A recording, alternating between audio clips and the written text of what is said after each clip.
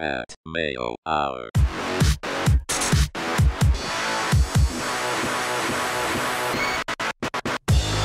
Welcome to the Pat Mayo Hour UFC 212 DraftKings picks and preview. Didn't think we were going to get to this. We had scheduling conflicts, so it's not going to be the full hour, but we didn't want to leave you hanging without rosters for the weekend. The cash game team last week, pretty good. GPP team, not so much. Cody Saftic's here to do it all over again. You gotta take the big risks on the GPP. Yeah, absolutely. Yeah, some people sometimes say I speak too fast, Patrick. However, this time we are on a time constraint, so I will be getting as much information as possible into this. Cash game team, the safe team, let's hear it. Okay, cash game. We want to go safe. Rio Alcantara, $9,100. This guy, obviously, from his last performance against Luke Sanders, didn't look like the safest guy. But you got to look at the fact that Luke Sanders Hold on a second here. You're doing your GPP team first? Oh, sorry.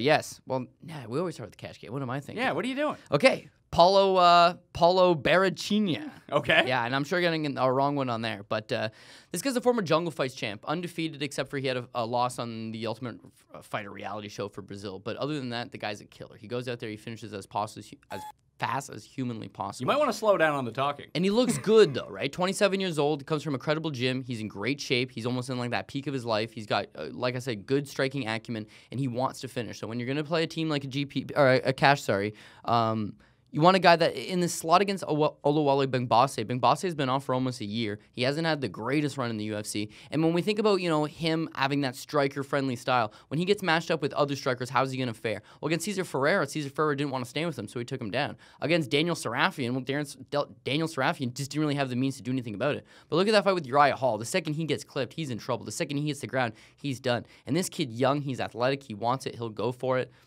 I'm on board with him. You know what I actually noticed is that my teams are switched here. My cash game is my GPP. It's on my list. That's why. I was like, this guy's a full GPP play.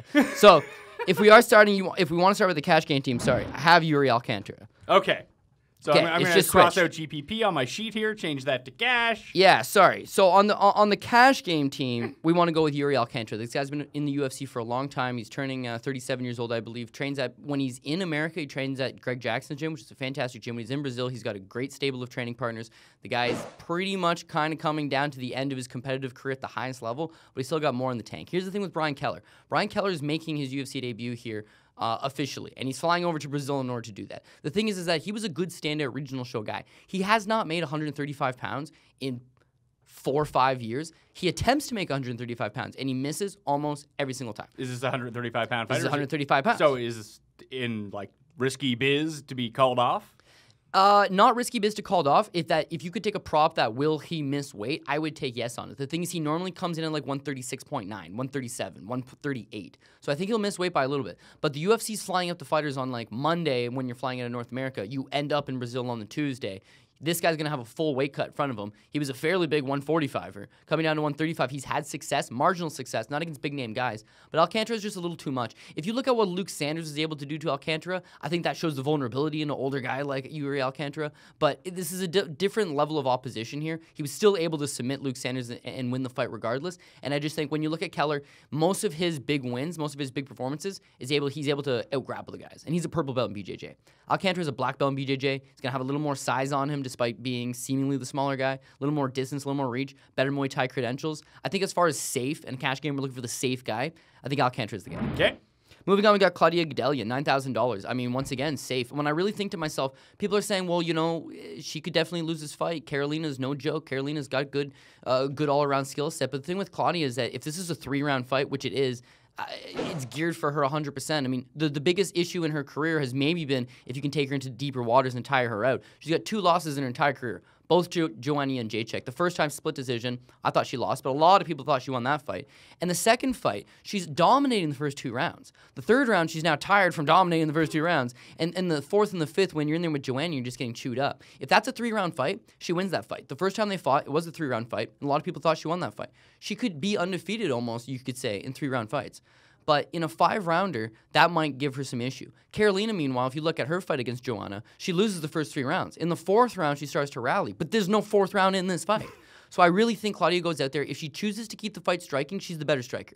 If she chooses to take the fight to the ground, she's the better grappler. Once again, she's a world champion black belt former Nogi champion, black belt credential on the ground, good wrestling, very strong, very top heavy. Her last fight against Courtney Casey, she dominated. And we look at Courtney Casey, she's a big, strong, athletic girl. This girl goes out there, Claudia goes out there and dominates her largely on the ground. So I think when you're looking at it, you're thinking black belt against someone in Karolina Kowalkiewicz who's just not really at that level. At least for 2 of the 3 rounds, she gets taken down, she gets grinded. That's score me points the entire way. It is safe. And if she does lose a 3rd round, I'm not worried about her getting finished. So she simply just wins a 29-28. The fight's in Brazil. She'll be comfortable. And this is her 2nd fight with Greg Jackson's crew at Albuquerque. So I think she'll be more comfortable. I like what you've done here with your next 2 picks. So at 8,100 apiece, you've taken Jose Aldo and Max Holloway. This is a strategy that a lot of people just employ in cash games because you guarantee yourself a win. And if it goes to decision and these guys are volume strikers or they're going to score a lot of DraftKings points, you're going to pad your team, and it allows you to not have to go scumming at the bottom of the barrel either. Yeah, exactly. I mean, $8,100, these guys are extremely well priced. If you had any strong feeling... Wins? Max Holloway. Okay. We're taking both of them anyways, but we got Max Holloway. We got Max Holloway in the GPP. Okay. For here, cash game. I think this is a great strategy. I think a lot of people will actually play the same strategy because the price is so good. You know you're going to get 5 rounds. At least we think we're going to get 5 rounds. The biggest thing here is that Max Holloway, in a regular 15-minute fight, he can average 100 strikes. Check out past performances outside of the Jeremy Stevens fight. In 15-minute time frame, he can score 100 significant strikes. That's landed. When you look at Jose Aldo, that's 50 points right off the hop. Right off the hop. That's 15 minutes. We're giving him an additional 10 on this. So you got to think he wears out a little bit. Well, maybe not. At the end of 3 rounds, he's telling Ricardo Lamas, let's do this. At the end of the 3rd round against Anthony Pettis, he's throwing a 20-punch combination. The guy's cardio seems to be on point. How will it be going to Brazil if that affects him at all? Maybe. But there's not really a big time difference between here and Brazil. And he's from Hawaii, so it's like he's used to long trips from the island anyways. So I think he'll be in a good spot here. Jose Aldo, meanwhile, he averages over 25 minutes because he generally fights 5 rounds, but he doesn't even hit 100. He hits about 80 significant strikes landed. So in 25 minutes, he's landing 80, and in 15 minutes, Max Holloway's landing 100. I think I'm not a numbers guy. I'm a guy that really looks at the style, looks at the matchup, looks at all of that. But in a fight that's so close, in a fight that doesn't matter what side you got, both sides got a great shot. This is an extremely close fight. So we're going to go by the numbers here. We're going to look into the numbers. And the numbers is that Max Holloway just averages a lot more strikes. Jose Aldo traditionally fades in the 5th round. He faded against Mark Hominick in Toronto. He faded against Ricardo Lamas. He had moments in the Kenny Florian fight, I believe in the 4th round, when he starts to fatigue. The guy fatigues. So I got a young kid here who's 27 years old, 29 years old. No, 27? And he's prime of his life, and he's coming on strong, and he's got good punch output. And I got Aldo, who wants to sit back, he wants to counter punch, he wants to have a relaxed pace. And against Frankie Edgar, who has no reach and never really committed to any of the strikes, that's a walk through the park. But outside of that, he's fought twice in the last 2 years. He's getting older, he's got a lot of ring rust on him, and he hasn't fought in a year. So best case scenario here for us on a cash game. On the cash game team is Max Holloway wins. Max Holloway scores. I was gonna say the other way around because it seems like Max Holloway is gonna score points either way. So let's say it goes the distance, it goes to 5 rounds. Then Fair, you get then you get the bonus for Aldo to win and by decision, and it props him up. So in a loss, Holloway could end up with like 80 points, and in a win, Aldo could end up with like 100 and something. But because you're going with Holloway on GPP, but someone's going to get the win bonus on both sides, and you have both sides. So if Max Holloway scores 100 points straight up, and Jose Aldo scores 70 points straight up, one of them's going to get the bonus on the win.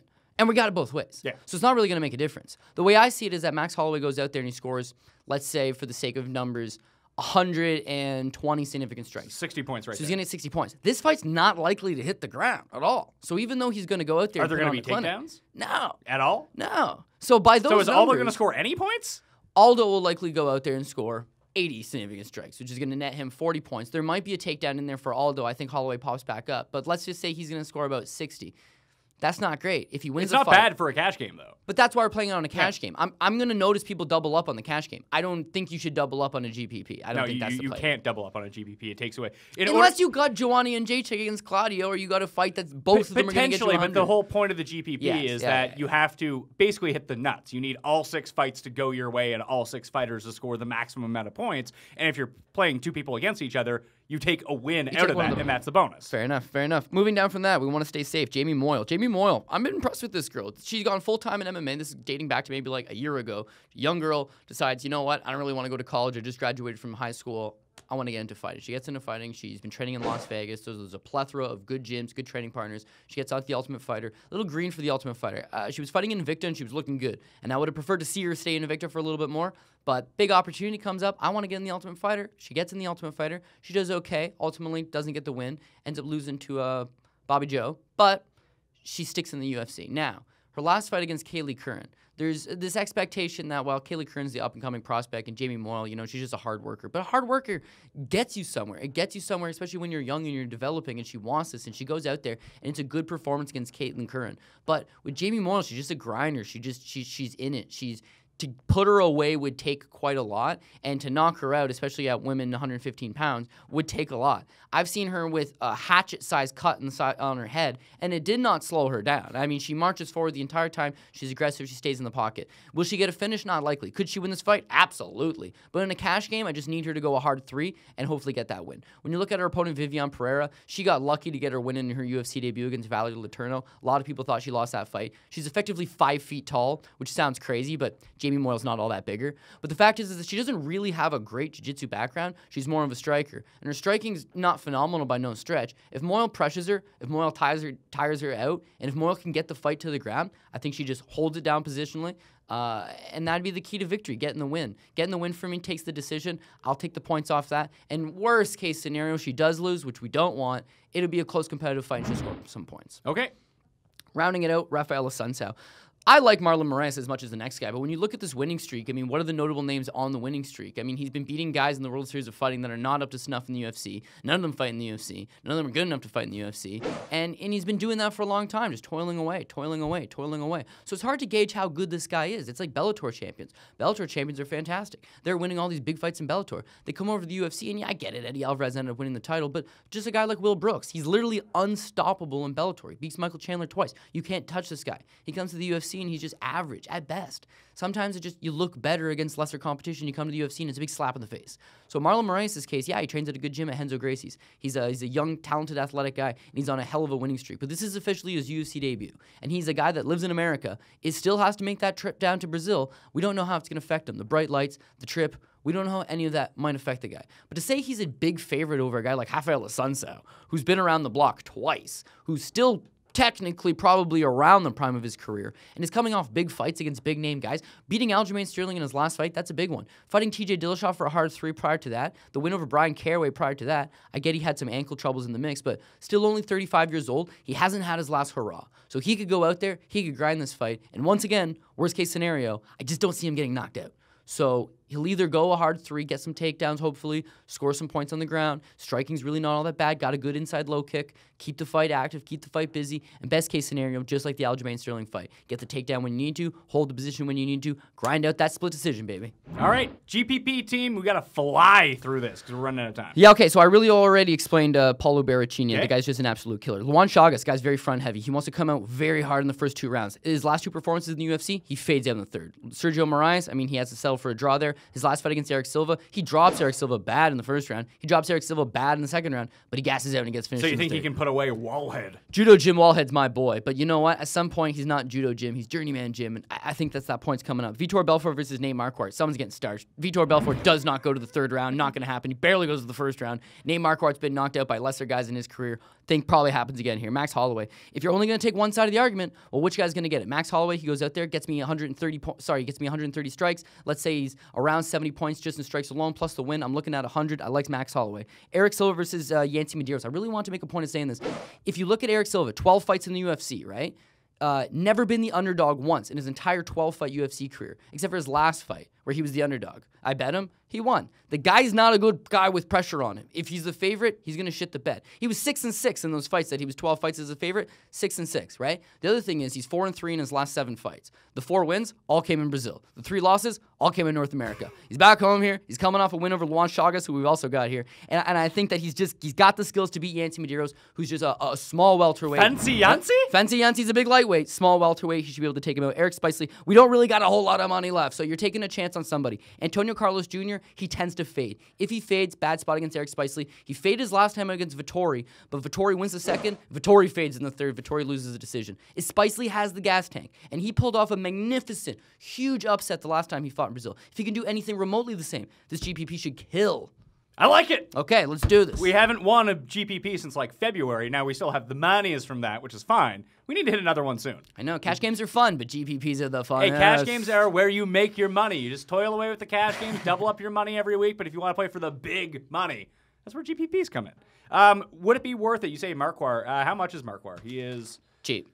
He's 7,800. Would it be worth it on this team if you're going to play two to take Belfort off of it and put Marquardt in one? Yeah, the thing with Marquardt, if he's going to get the finish, a lot of people think just get out of the first round, try to get out of the second round, but he's going to have to get takedowns. I've been watching tape on him. He'll say before the fight going in, been working a lot on my wrestling. I think that's the key to victory here. And then shoot no takedowns in the fight. Like, I don't know what his deal is, but like I said, this is a guy that's been... Hector Lombard needed 3 minutes to take him out. Jake Ellenberger needed 3 minutes to take him out. Thiago Santos needed 3 minutes to take him out. Kelvin Gastelum, his best friend and cornerman, waved in the towel and told him, "I'm so sorry, Nate, but we can't do this anymore." He should be retired. But he had that win over CB Dalloway in a fight he got dropped in, gets up, gets the win. He's just hanging on here. So I know Vitor's announced his retirement. I know Vitor's at the end. But just look at the murderer's row of guys that he's been matched up against here. He should be able to take this fight out, hopefully in that 3 or 4 minute mark, which is pretty much all he's got in the gas tank. Would it be worth it to play Nate Marquardt? It's always worth it to fade guys that are known for finishing with the other guy, the lesser expensive option, if you're going to play multiple lineups. But we're giving away one lineup. I want to put the lineup with the best foot forward, and I think this is it. Cody Saftic, check him out on Twitter at CJ Saftic, and on the MMA Report, John Pollock. Is that every week now? Yeah, seems like it. So it's been good. Legit. I enjoy doing it. All right. I'm Pat Mayo. You can follow me at the PME on Twitter. Download the Pat Mayo Hour anywhere where podcasts can be downloaded. Free, uncut, uncensored, always. And for the video version, check out the Fight Network or Fantasy Sports Network YouTube pages. I'm Pat Mayo. Good luck this week. I'll see you next time.